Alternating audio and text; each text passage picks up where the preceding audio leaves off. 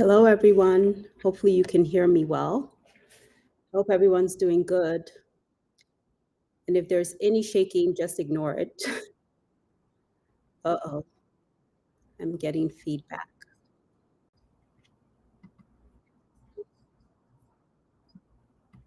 Hopefully that stops the feedback, I think. Hey, Stephen. Hi, Ax Menza. Welcome. Thank you so much for stopping in. Um, Stephen, with the questions already. Okay. So, Stephen, you're saying what does decorum mean? Do I have to hire an interior decorator or buy much more rum than I have? No, you do not have to buy anything or have any more rum, Stephen. Um, the reason why I wanted to talk about this topic is because there's a lot going on in the YouTube space.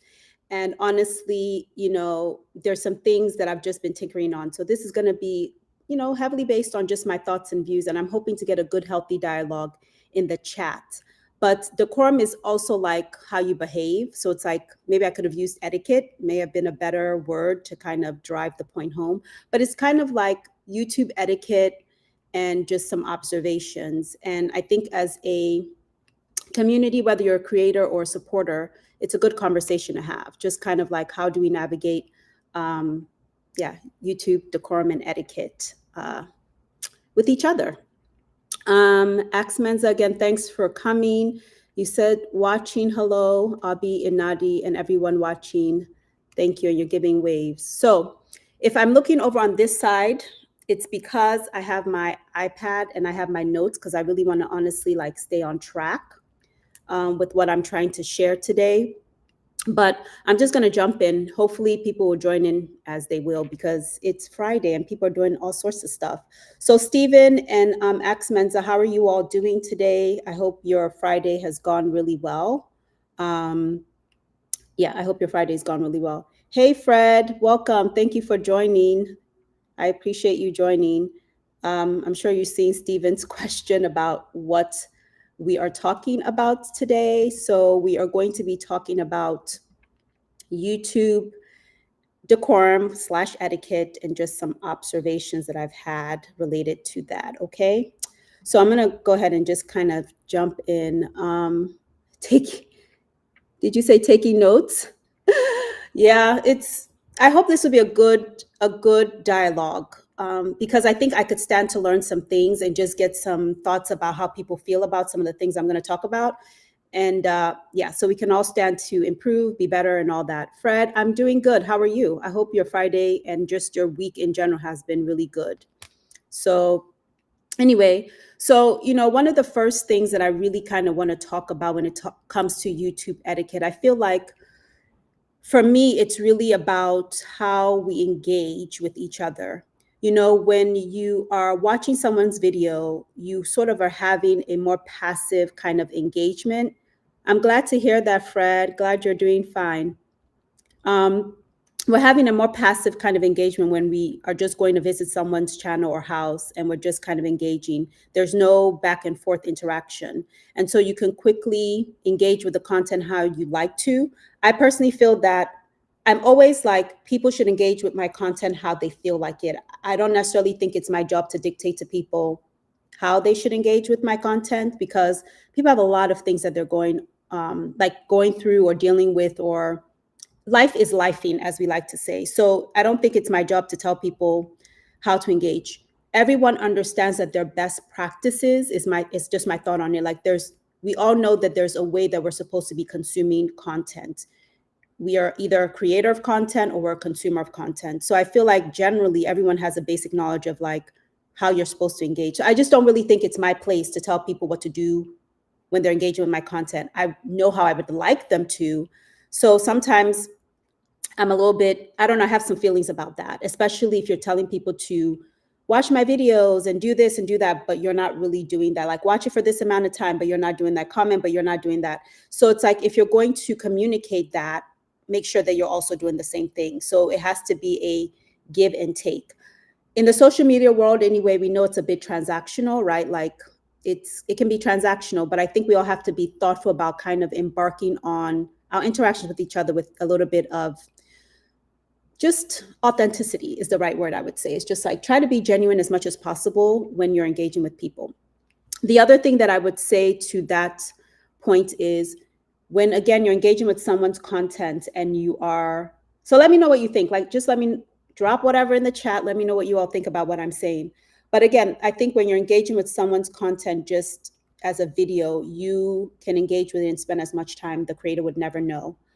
But when you come into someone's, let's say, live stream, I think that's a little bit different. And there are just certain things that I've observed as, again, a creator who also engages with other creators' content.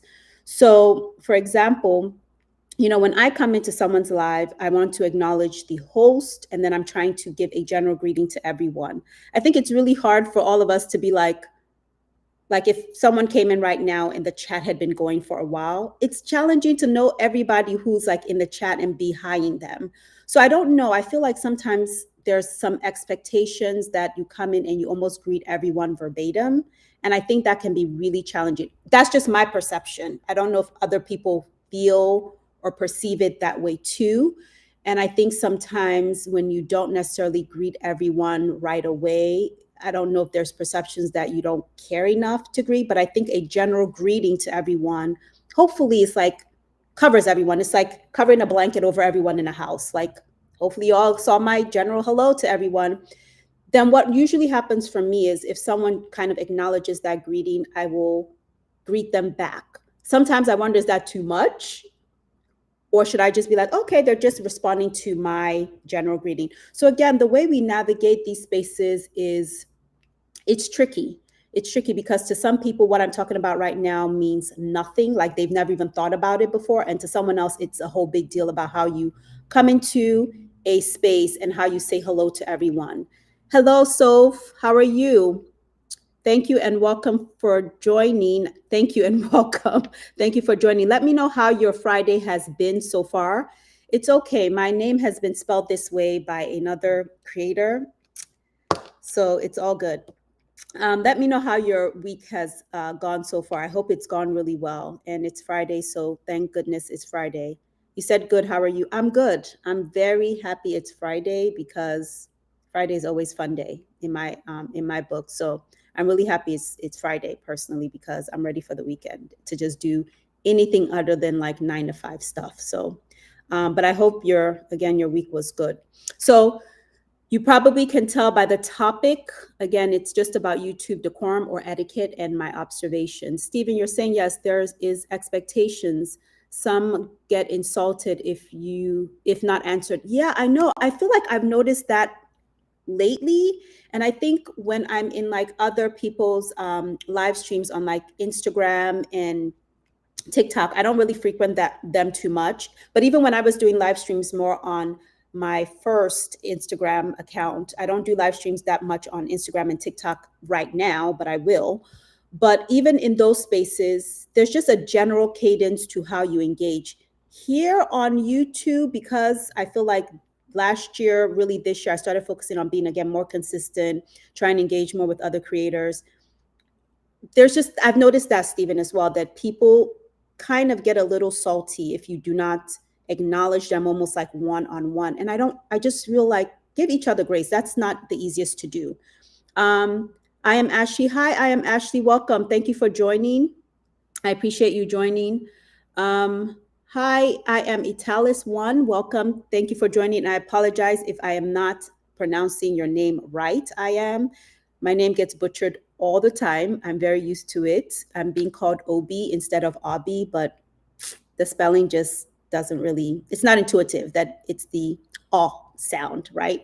So, host as you talk, my friend. Hello, everyone. Host as you talk, my friend. Actually, I think I'm misreading what you're saying, but maybe you're greeting everyone as well. But thank you all so much for joining. Again, the topic of today is YouTube decorum/etiquette and observations. And we're just talking about how you visit each other's channels. Again, when you visit folks' channels and there's no live stream, you can decide how you want to engage with it. It's a very kind of passive transactional. In a live stream is very different. And I think there's just different etiquette things and just social things in the social media space that we all need to kind of be mindful of. You are too butchering. Mine. What did I say, Fred? Am I butchering yours too, Fred, or are you just joking? Because with you, I never know. So, yeah. So, I think people get a little bit. I've noticed that a little bit like, oh, maybe you didn't agree. It's like the chat's moving sometimes really fast. I tend to think my live streams are very slow and chill and calm, unless, as Stephen knows, someone comes in and just has a very interesting conversation that day. And then it's really fast moving and just a little chaotic. Um, so Ashley is laughing at Fred. Fred, I don't know what you're talking about. I know I've spelt your name wrong. Like I've literally called you Frank before. I don't know what the heck I was typing. So for that, of course, I apologize. But yeah, so hopefully everyone just kind of understands that like there's no intentional like disregarding of someone who's in the chat or who's coming in when you first enter a live stream. Again, for me, it's a hello host or hello person. Hello to everyone in the chat. I hope everyone's doing well. It's kind of my general approach to it. And honestly, professionally, this is what I do, content creation. So I think a lot of that seeps into how I engage with people in the social media space. So Fred, you're saying, hey, Ashley, Abby is butchering my name. Okay, you're just, unless Fred is literally pronounced some other way. So when you go live again, let me know where you're going live, pronounce it, and then I will listen to you and make sure that I am pronouncing it right, Fred. Stephen, you're saying, Fred, I think your name get butchered. Take my name. Stephen, your last name is tricky. It's definitely tricky. I'm not pronouncing your name right, and I don't know why I'm bad with names too. It just takes me a while to kind of in my brain. Welcome, thank you for joining. Fred, what are you saying here again? Fred is saying Abby can butcher the second name of Stephen. Yeah, definitely. Because it's not easy, and I try to be really sensitive as someone who does not have a common name.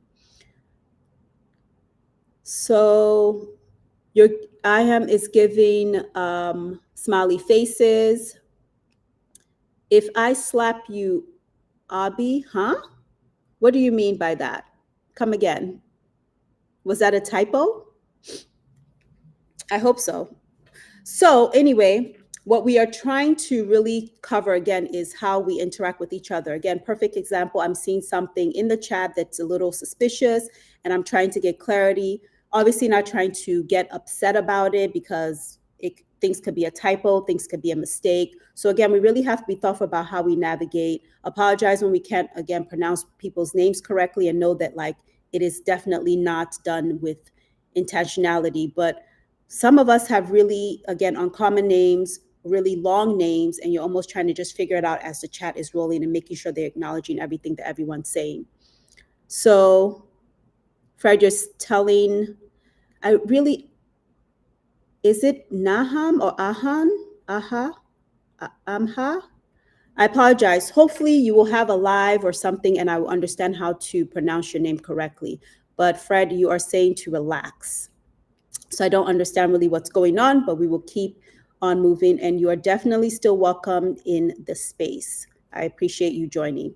So yeah, so hopefully, as we enter people's live streams, we greet, and it's again, you're a grown adult, you decide how you're going to engage with each other, but hopefully we are all engaging with each other with respect, first of all, because you're entering someone's space, you're understanding the rules of that person's live stream, right?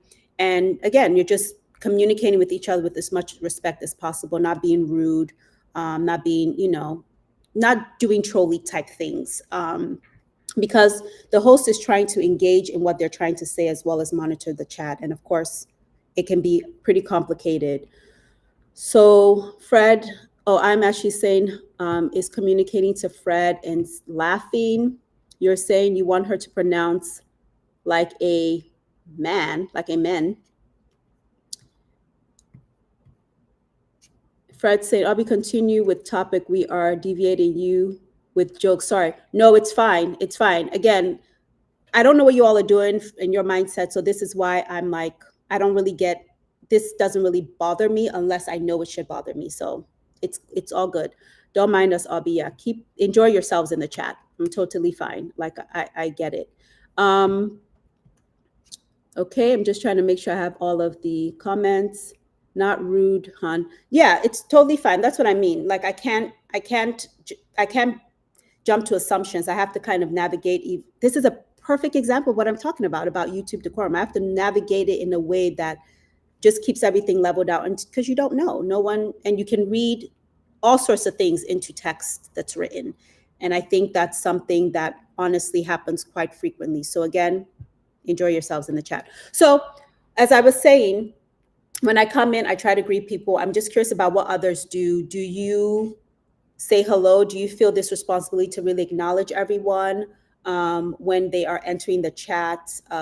Some people just are there, they greet the host, they say hello, and then they just engage in whatever conversations. As people come in, maybe if that person acknowledges them, then they kind of acknowledge that person. So sometimes, it's not like, oh, you must acknowledge me first before I acknowledge you. I just think people are, again, actively engaging in the chat in the best way, that works for them. So I'm looking over here because, again, I have my notes and I just want to be thoughtful about everything that I'm saying. So another thing that I think is really important when it comes to YouTube decorum is honestly, like, don't say anything that, like, be thoughtful about what you say online. Be thoughtful about what you're saying in these spaces. Be thoughtful about what you're writing in these spaces. Like, if you're like bold enough and you don't care about what people will think about it, have at it. But again, it's all really about respecting each other. And it's like, how the saying goes, like, don't say something you wouldn't want other people to know or said to you. I think that's how we also have to deal with when we communicate with each other. Stephen, you're saying, Abby, it's hard. You need to be a referee and a mind reader as host often. It is so true. Like, you really have to be able to calibrate what you're reading, trying to pronounce everything. And the interesting thing is that if you're using something like a streaming service and you're like in that interface versus something like YouTube's interface, the way that the like emojis show up is all like in words. So you're almost like reading and seeing a whole bunch of words. Like, for example, it's like Ashley, blue face, smiley face, blue face. So it can really throw you off. And sometimes, of course, it's just, these are things that the host knows if they're using a streaming service versus like being even in the YouTube interface. But even the YouTube interface can be equally challenging to navigate. But yes, you're definitely playing referee and trying to just deduce what people are saying as a host.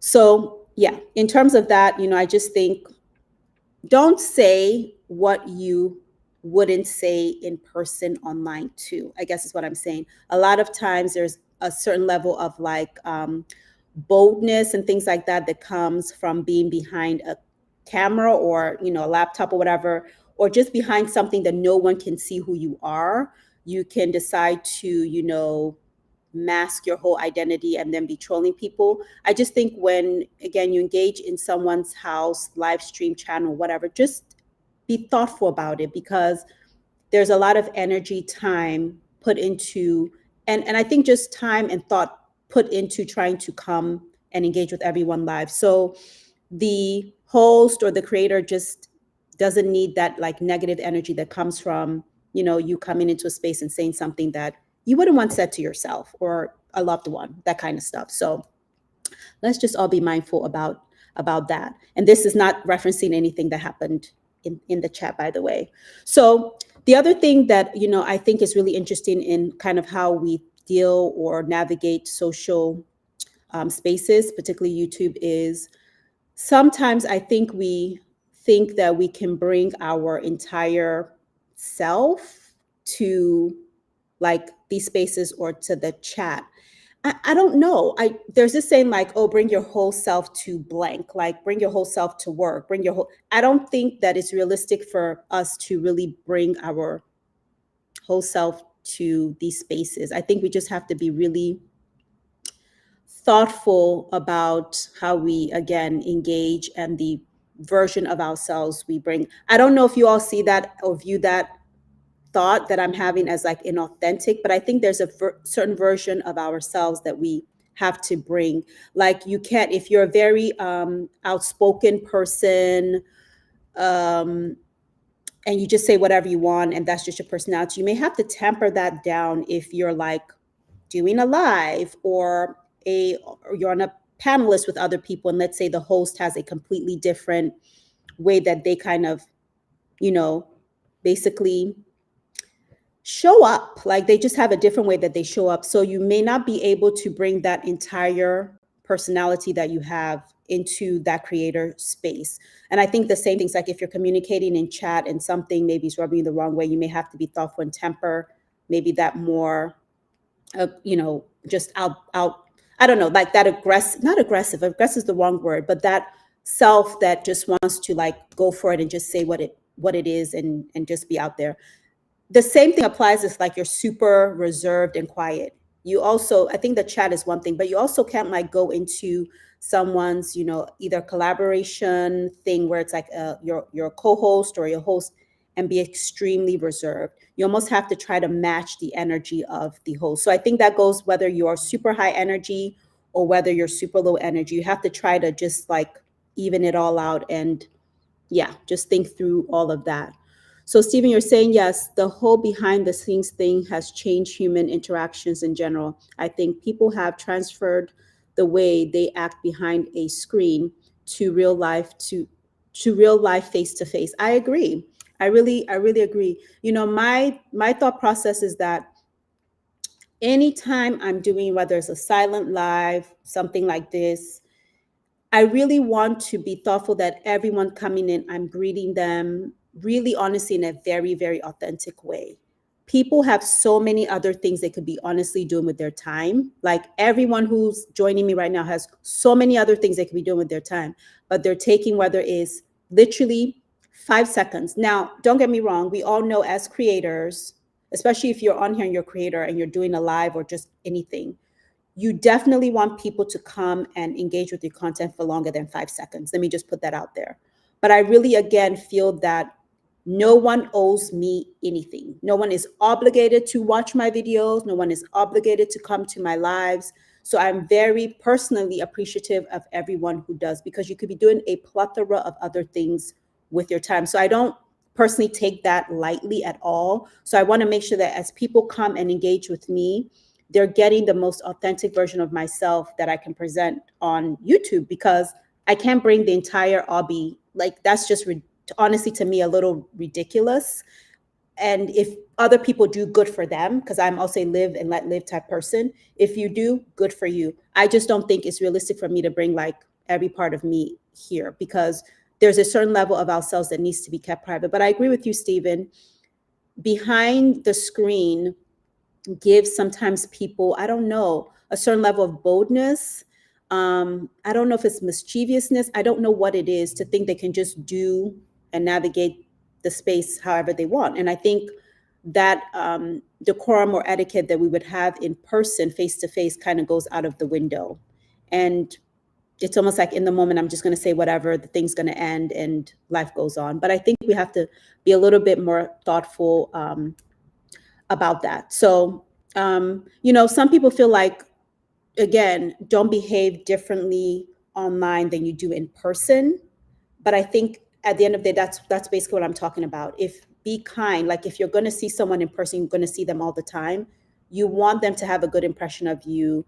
Try to be kind, be respectful. So don't behave unkind, don't behave rude, don't be trolly, all those things. Because if you were in person, would you do that? And maybe some people would, and I guess they would just navigate and deal with it however they will. Chip, welcome. Social media has turned people into monsters and allowed for people to become cruel. I so agree with you. And I think while I'm talking about YouTube decorum, everything I'm talking about really applies beyond YouTube. It's like, I just think there are certain basic etiquettes that we should be really thinking about as we, again, engage with each other, for sure. But I 100% agree with you, Chip. Thank you so much for joining. And I feel like I haven't seen you in my life before. And if you have joined before, I apologize. But welcome. Thank you so much for spending some of your day with me as I chit chat about this topic. So I'm going to go on to my next point.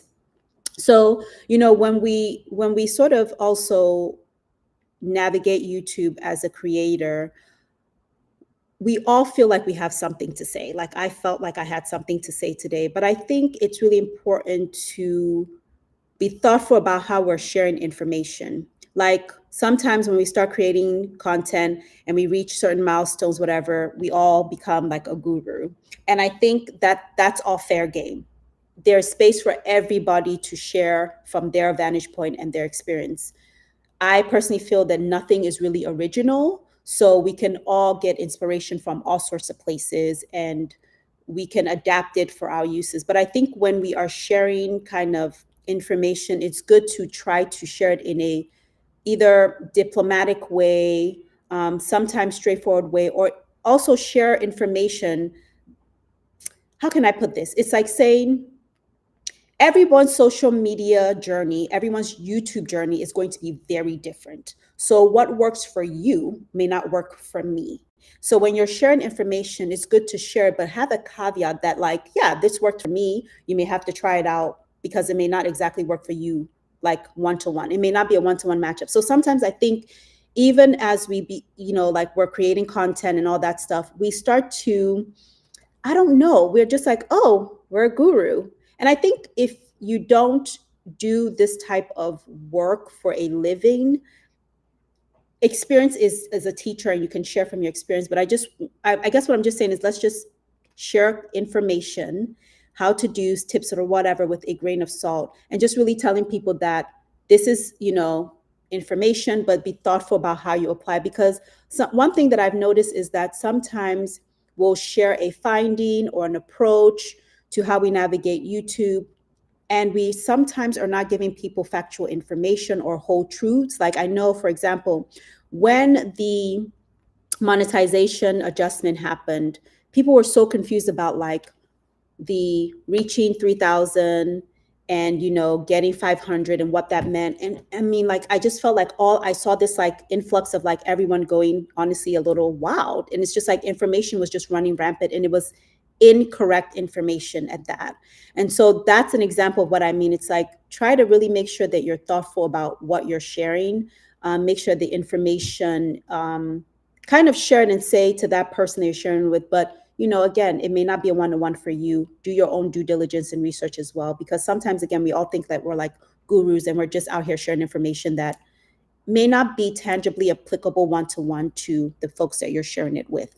So that's just something that I've really noticed. And again, I think because professionally I work in this space, I'm just like, I cringe honestly a little bit when I see those things happen. I'm like, unfortunately, you're doing a great service, but you're kind of giving people a little bit of not full or whole answers, or you're not giving it with a caveat. So that's kind of what I think about that. But I think it's important to share information. I think it's good not to gatekeep, which is like now the buzzword, as much as possible. So that's just my take on that. And then the other thing that I think is another one is really being thoughtful of,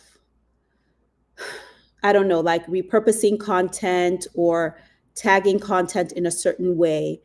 Chip, you're saying, as the saying goes, no one cares about the truth, but a lie is more entertaining. Sad state of affairs. I mean, I agree. It was just like, it's like there's this thing where it's like everyone becomes just I don't know. And it's like, yes, please share information, but just do it responsibly. Just do it responsibly. So I was mentioning like sharing content that isn't necessarily approved for you to share. There are, times when we either repurpose content, and that is a whole nother subject. And I think people can do whatever they want to do with that. I'm not here to necessarily like critique that. I think that one is kind of there's some gray areas there with like repurposing content that's not your own. And I think there's a proper way to do it and maybe a not so proper way to do it. But I'm talking about, let's say it's content that you either see, you like, you want to use.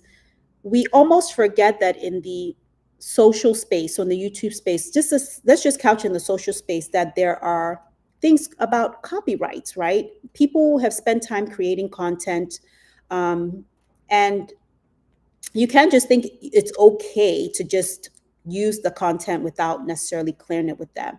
And this does not apply to every type of content. I'm talking about content maybe that you were not featured in, that can apply, or content maybe you were featured in.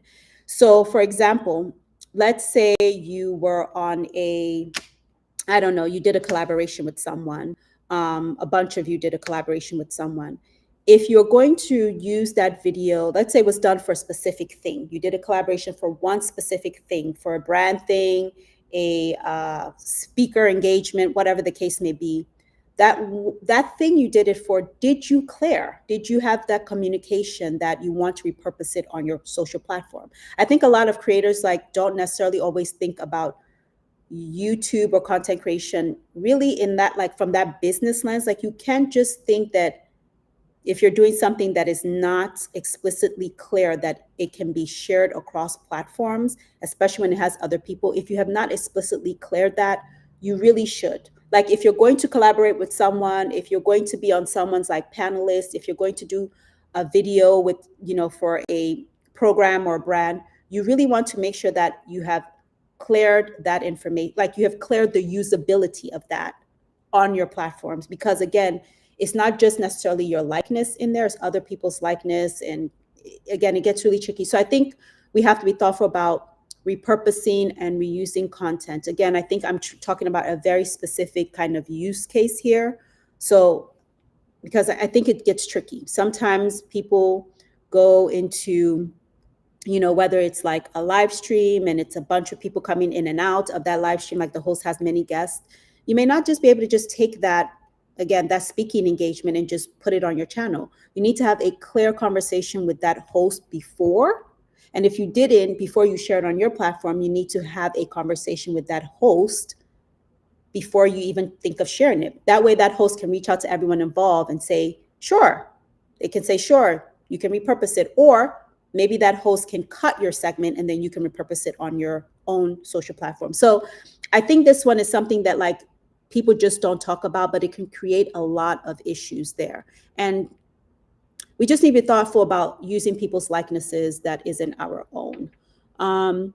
So Chip, you said, so YouTube doesn't police the content repurposing space. I know I've seen several channels shut down for violating it. Yeah, Chip, I don't necessarily think that they do per se, but YouTube, I believe, recently has come out with some parameters. It's something that I'm going to touch on probably in another live, have come out on parameters of repurposing content. I know that they have released kind of this, it's almost like when you, how can I share it? How can I say this? When you see a video and you want to do your own version of it, so you just tag on to your own video. YouTube has actually recently like released a whole format and structure to do that in the way that they have kind of communicated that you should. And I personally believe, based on my last research, that YouTube has some thoughts and I think recommended guidance on how to navigate repurposing content. There's a way that you do it when you're doing like reactions and so forth and so on. But again, you have to do your due diligence and research, because there's nothing worse than, again, putting in the time to create content, then that content gets a violation. Then if you're monetized, maybe you get demonetized. And so like, it just doesn't, I just don't think it's worth all of that. Take the time, do the research, navigate your content creation with like integrity and intentionality, so that, you're all good and, you're basically vetted and approved is basically what I'm trying to say. So, but I think that's a very, very good point. And in YouTube, I don't know, I don't hear that much kind of conversation about it, but I will say for sure, like in the TikTok space, if you take and repurpose someone's content, you will know that you've done something wrong, and that community will come for you. You'll be taken to the town square, so to speak. So, yeah. The other thing that I had on here was really, again, I think I'm going to save this one for later. So one of my, I'd like to call him like my bro on here. I've met EK fairly recently, but EK has a very specific view on trolls. And EK, I don't know if you're even here or in the bushes or whoever is in the bushes, but EK has a very specific view on trolls. And it's an interesting one, and one that I personally appreciate. I don't know if I subscribe to that, but I think the other one is, we talked about it earlier, trolls and information and what people put in the chat that isn't like, again, focused on what you're talking about can be really, really challenging. But I think what EK's point of view is like, it's freedom of speech. Let the trolls say what they want to say. They just want to have a little bit of time to shine. I don't know. I mean, I think that we shouldn't publicly like engage with them. So to EK's point, I agree. Maybe just let them go. But how far do you let them go? Like, what is, like, in my mind, I'm like, what are people's general thoughts about how to really deal when someone's really trolling and causing a disturbance to your live stream? It's just like, I don't really know. I think my approach is to, again, try to have a very even kill level like reaction to it, and then give them a chance to maybe course correct. And then at some point, I'm guessing I have to like block you. I'm very lucky that even when I'm doing my silent live streams, I do not have a bunch of trolls. And I'm telling you, like, I always hesitate saying that because I feel like if people are coming in and out of the stream, they're like, oh, you don't have a lot of trolls. We're going to troll you today. So please, hopefully, I don't get any trolls. But to EK's kind of philosophy and thought, I think it makes sense to just sometimes just not engage with troll like behavior, because then you're just giving them ammunition to continue to like have power over your live stream. So it's either like, if you're saying something inappropriate, obviously in the chat, that needs to be dealt with. And oh, Stephen, you're saying you'd block them immediately? Yeah. You know, Ike has a very different philosophy. It's like, let them talk. Maybe he'll like say something that communicates that he sees them, but he has a very chill, I don't know, approach to it. And I don't know, in the sense of like, try not to really give them any weight, attention, or power. Attention, I agree, but I think I'm gonna give you a try, then you're getting blocked. I agree. So that's Chip, you're saying trolls have only one goal: disrupt, derail the conversation, and cause chaos. Freedom of speech doesn't extend to someone's live stream. That is a great point. That's a great point. I think the next time EK says that, I'm going to tell him what you said, Chip. I may have to use that again. So hopefully you're giving me permission to utilize some of your comment, because I think that's a very, very factual, like that's a very, very good viewpoint, because again, that's what's said and you're like, I guess you're right, but maybe not so much. Stephen, you're saying they are there to disrupt largely. I agree. And I just don't understand what they get out of it. And again, it goes back to the whole, you are behind the screen, so you feel a certain level of like empowerment, and therefore you're just going to like act up and derail. Like, if you were doing a live stream, would you appreciate that? And that's what I just don't get. So the other thing that I think is, oh, I'm so sorry, I'm like hitting my table. Can you imagine? What am I doing here? So the other thing that I think is also really, really important to think about when we're talking about, YouTube etiquette is, how do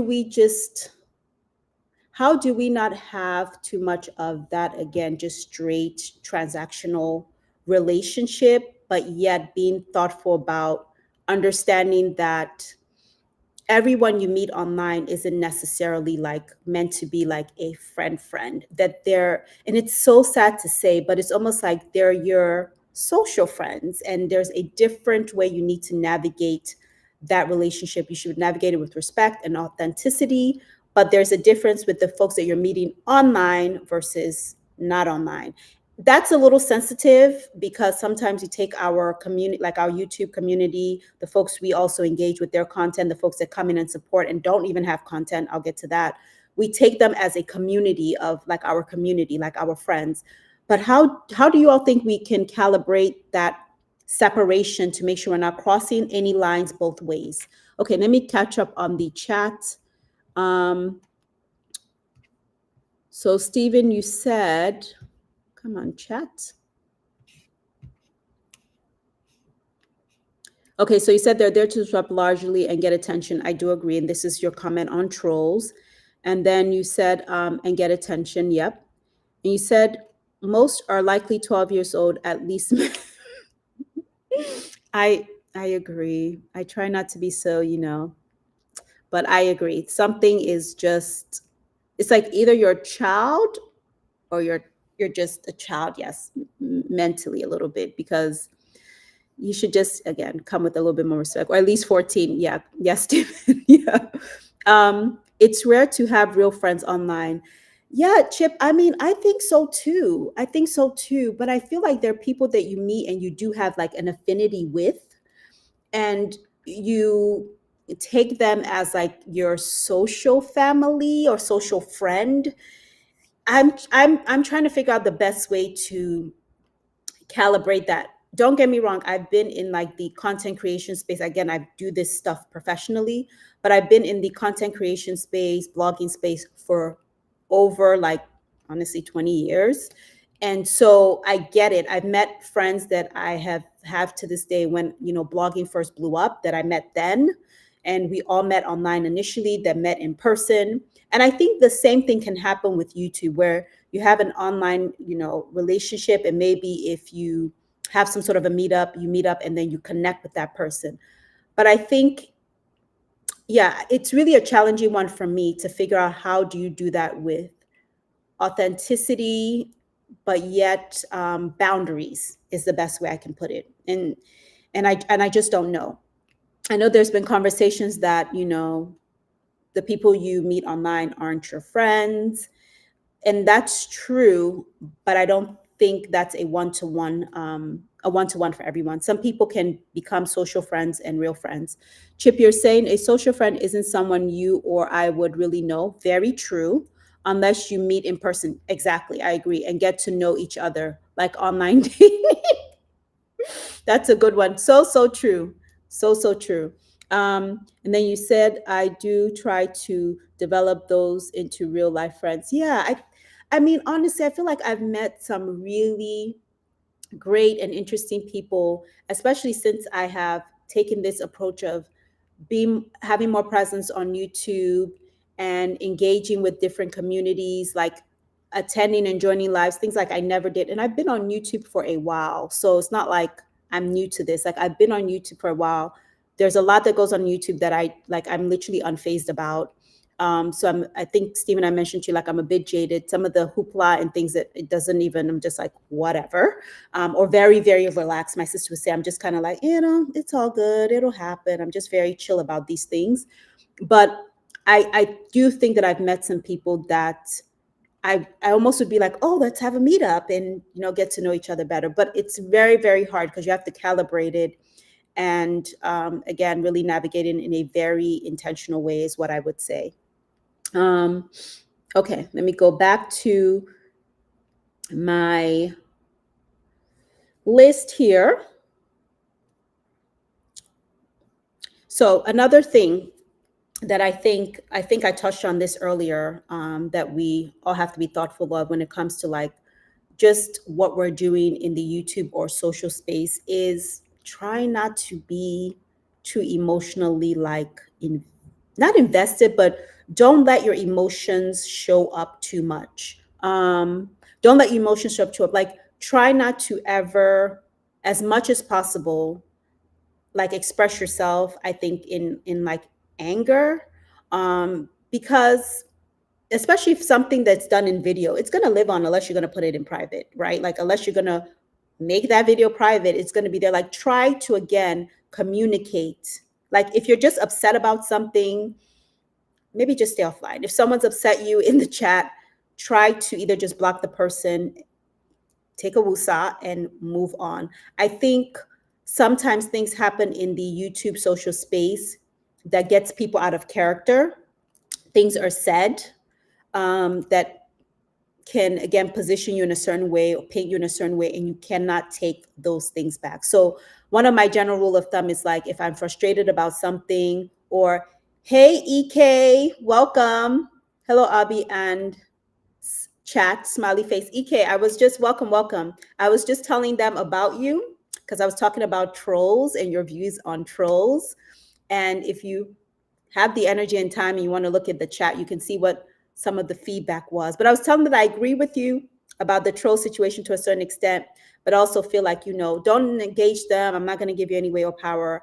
But sometimes I want to give them an opportunity to hopefully course correct their troll like behaviors. Otherwise, I got to block you. Like, I got to block you. And I think Stephen agreed with me. So welcome, EK. Thank you for joining. I hope your day is going well. We've been talking about all things YouTube decorum or YouTube etiquette, because Stephen did not, I think he was playing, know what decorum was. I know he was playing. Okay, Chip, you are saying, you mean like all the videos people post crying about their relationships and so on. I don't get why everyone wants to post their personal business online for strangers to comment on. Yeah, I mean, and Stephen, you say, speak of the devil, he's here. EK, you said, LOL, let them then. I know you feel that way, but Chip had a very interesting take. Actually, let me see if I can find it. Chip had a very interesting take, and then I'm going to address Chip's comment. But Chip had a very interesting take about the trolls. He says trolls have only one goal. Can I show this on here? How will it show up? Yeah, so he says trolls have only one goal: disrupt, derail the conversation and cause chaos. Freedom of speech, because EK, you like to say freedom of speech, doesn't extend to someone's live stream. And I like that. I agree. But I agree with all of that. I do think I'm not going to give you any weight. I will give you a chance, block you, but so, but yeah. So let me scroll back down and catch up on the chat. Making sure that we know what our topic is. Okay, where's my chat? All right, so Chip, again, you said, you mean, yeah. So I think that that's part of it. Let me see if I miss anything. Okay, EK is greeting Stephen. I think that's part of it. I think, how can I put this? My take is your channel, you do whatever you want. I'm always like, let people do whatever they want on their channel. I literally cannot dictate the kind of content you create and put out on your channel. Do I think people should be sharing certain personal things? No. The same way I feel like you cannot bring your entire self to social media. You can't bring this 1,000-watt person. I cannot bring, like, I'll be 1,000-watt, my full self. I cannot. I can bring elements of myself here. And that's, so the same thing, I feel like you have to calibrate what you're sharing on your social media space. But not everyone agrees with that. And I think, again, your channel or your house, your rules, you can do whatever you want. Equally, I have a decision to engage with that or not. But I think there are just certain things that should be kept private. I mean, I honestly think that there are certain things that should be kept private. But sometimes I will say some people feel that by sharing those, I'm separated or I'm going through something, maybe they're just looking for those connections. One, I don't know if they're sharing it for awareness. I don't know if they're sharing it to kind of capture a moment in time. Some people use their social media platforms. Some people use YouTube as like a digital diary to capture a moment in time. And there are people just sharing it for clickbait, which we'll talk about. It's another thing. Just to kind of have reactions from people. So, again, I just think we have to be thoughtful about that kind of stuff. Like, if you're angry, if you're emotional, try to be thoughtful about how you're communicating that out before you do, because these videos live on forever unless you're going to make them again private.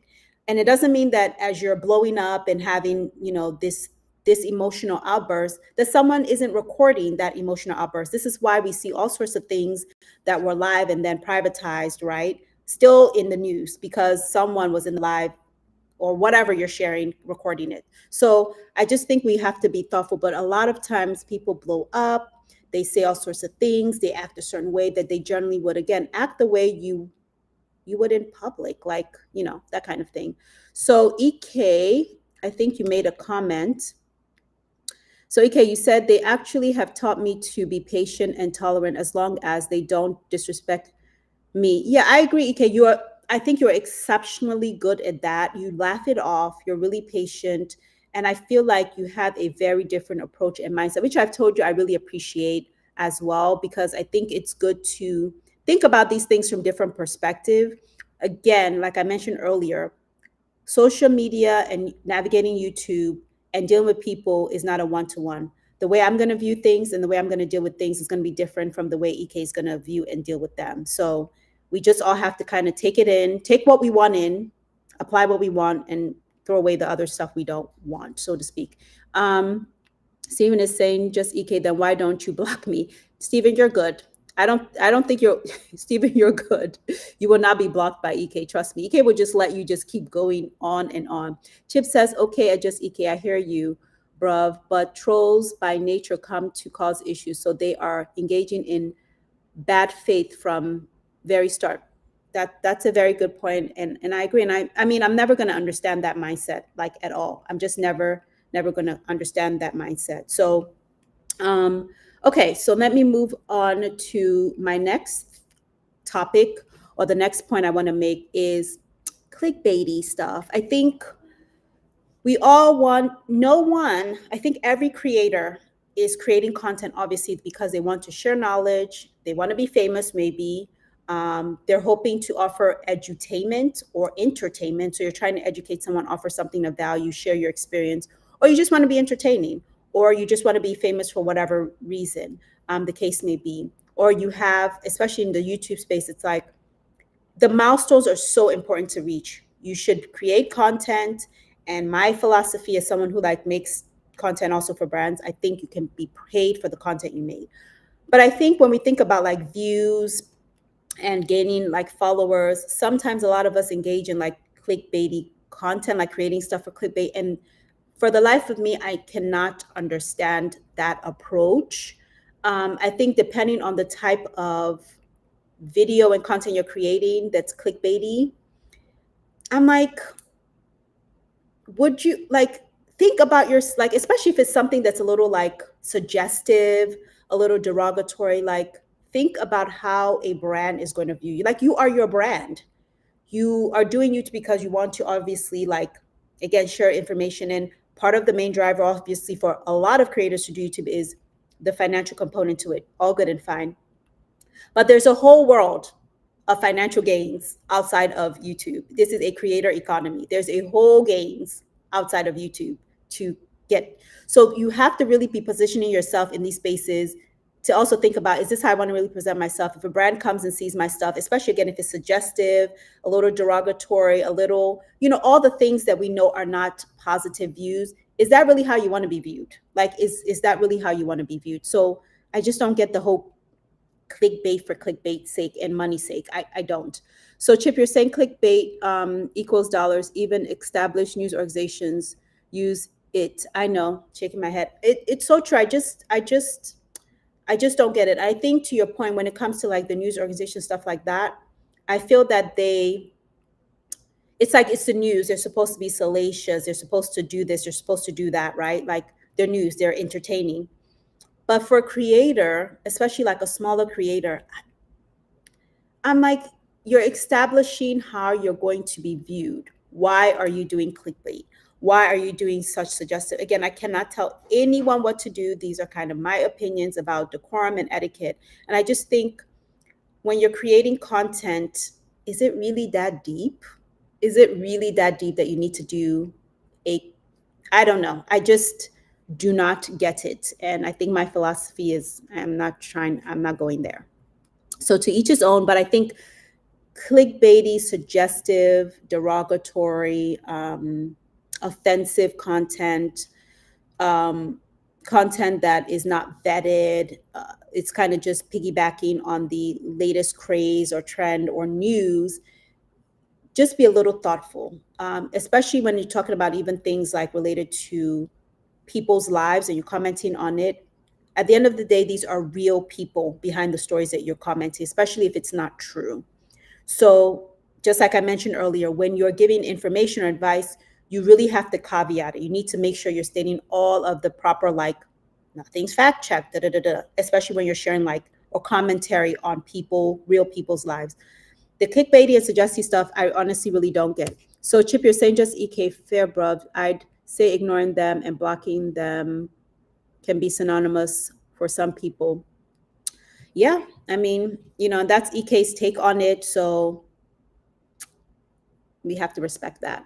I think I already touched on like the whole sharing a video that you don't have permission, again, I think it's the same thing with photos. I have that also on my list. Like, just be thoughtful about what you're sharing. YouTube doesn't really have that issue per se, where it's like, there's a lot of photo sharing. I think the community page is not utilized that much by a lot of creators.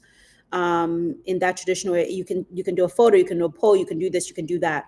But of course, like on TikTok and Instagram, like you really need to get clearance that you can just do that and tag people. So I think we also have to be thoughtful about those types of things, or like if you create, again, content and just sharing people out. I already talked about fact checking. I'm looking at my notes here. And, overall, I think that my whole take on, having these conversations, because these are just, again, things that I've been noticing. And obviously, things that have just kind of stood out to me. These are my observations about the whole kind of YouTube. YouTube is a very interesting space. I feel like since deciding that I'm going to pay it more attention and I'm going to really be consistent in achieving the goals that I have and the milestones that are just set here for every creator on YouTube, there's a lot that I'm seeing as I'm engaging more with creators. And I find it interesting. And I think for my personality, it's like I want no parts of anything negative. I'm trying to navigate my interactions with my fellow creators, again, with intentionality and authenticity. I want to be respectful of them, and I hope they're respectful of me. The other thing that really stands out to me is also, we have a lot of folks who watch us who are not creators. Like, they create no content and they're constantly joining live. Like, Steven's one of them, as far as I know. Steven maybe has started or decided, but they create no content and they come in and support us. And I think we also, have to be thoughtful about those types of things. A lot of time and energy goes into not only creating content, but people consuming the content and so forth and so on. So, these are just things, again, that I have observed. I'm hoping that we're all going to, navigate it with thoughtfulness. I was really hoping that I would get a little bit more feedback on, like, especially the decorum and etiquette of entering people's live streams and how we all feel about engaging in the live streams and the conversations that are had in the streams, especially in the chat. And there's a whole nother subset of like gifting and so forth and so on, where, some people don't, super chat and all of those things. Some people do. And I just think when it comes to like super chatting or gifting someone, you do whatever works for you. Like, it is your coins or your dollars, so to speak. If you want to super chat responsibly, and again, do what works for you there. So, JB, hey JB, welcome. How are you? JB is saying, I'll be blessed Friday evening to you and to each and everyone in the chat. JB, thank you so much for joining. I appreciate you joining. How have you been, JB? It's been a little while. I hope all is well with you. We were just talking about YouTube decorum, and I've been at it for, will you add super chat? I've been at it for a little bit. So Chip, I'm not monetized yet on this channel. I actually have this channel and another channel. My other channel isn't monetized either. And as I mentioned earlier, I've been on YouTube for a while, but this year, like at the tail end of last year, beginning of this year, was when I decided to really take it seriously and really, again, try to meet those milestones. Not necessarily for the money. I mean, the money's there and it's kind of silly to ignore it. But again, there's a whole ecosystem, a whole creator economy outside of YouTube that is thriving well outside of YouTube. So I'm not, it's like I'm part of that, I'm good. But in the sense of this channel, I just really want to meet those milestones for myself, because I think those milestones are going to help me to be consistent. And why not? I've been on YouTube for years. So I'm not monetized on here. I'm working towards that. I'm hoping it will definitely happen this year. I'm honestly very chill about it, but trying not to be too chill about reaching the milestone. I know it'll happen.